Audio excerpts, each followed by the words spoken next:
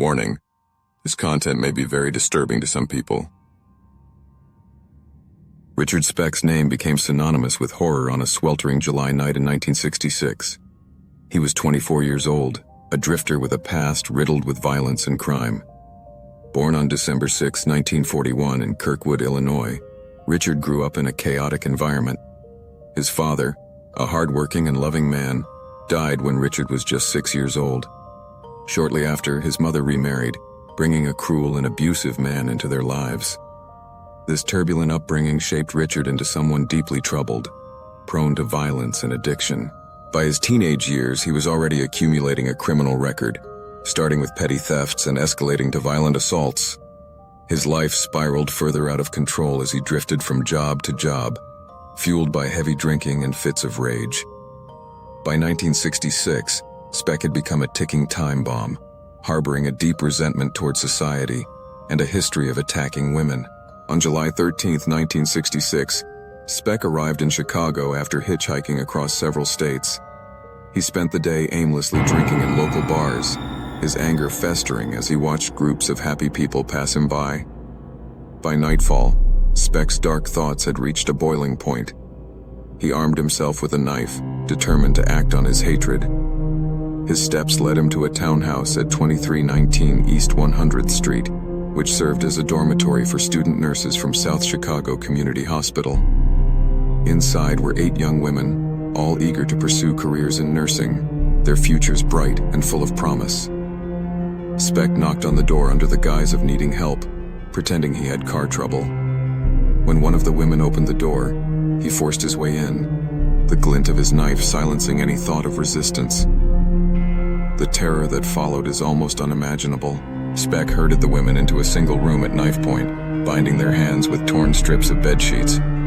He was calm and methodical, ensuring they couldn't fight back or escape. Over the next few hours, he led each woman out of the room one by one, closing the door behind him. The others could only sit in terrified silence, clinging to the faint hope that they might survive if they obeyed. But the truth was far darker.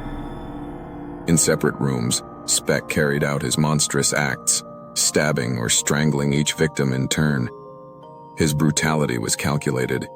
He seemed to take pleasure in the control he exerted over their lives.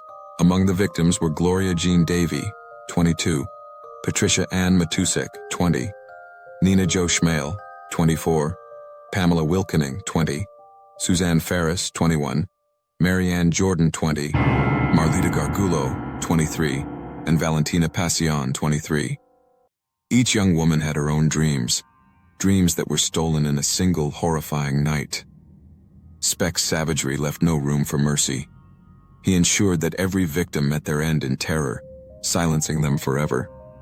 But Speck didn't know that there was a survivor. 23-year-old Corazon Murao had managed to roll under a bed as the massacre unfolded. She pressed her hand over her mouth to stifle her breathing, trembling as she heard the muffled cries and the sounds of Speck's knife. When the townhouse finally fell silent and Speck left, Corazon emerged from her hiding place. She climbed onto a second-story ledge, screaming for help into the early morning darkness. Neighbors heard her cries and called the police.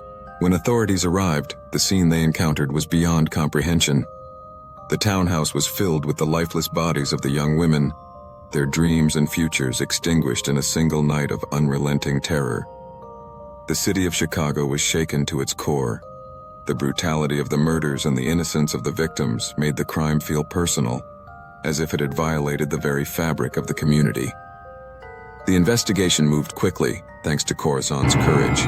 She provided a detailed description of Speck, noting a tattoo on his arm that read, "Born to Raise Hell."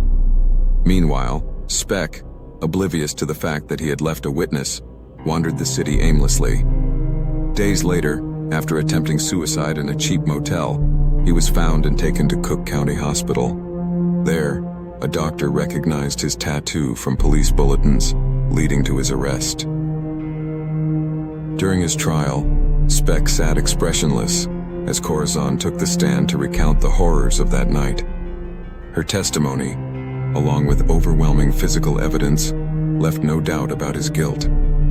After just 49 minutes of deliberation, the jury found him guilty, and he was sentenced to death.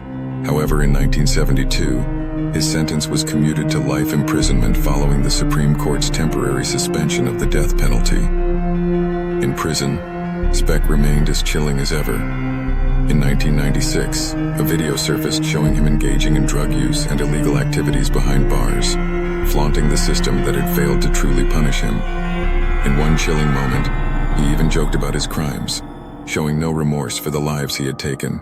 Richard Speck died of a heart attack in 1991, but the memory of his crimes lives on.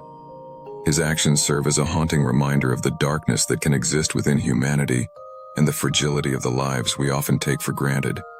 The young women whose lives he stole are remembered not just as victims, but as symbols of resilience in the face of unthinkable evil. Their names and stories endure, a testament to their dreams and the tragedy of what was lost on that horrifying night.